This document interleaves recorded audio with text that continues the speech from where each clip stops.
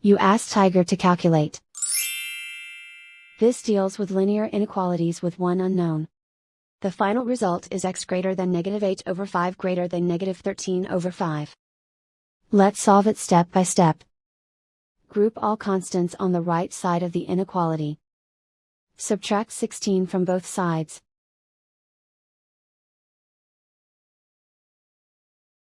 Simplify the arithmetic.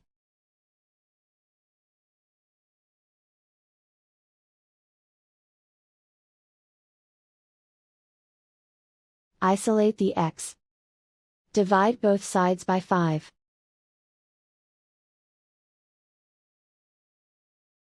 Simplify the fraction.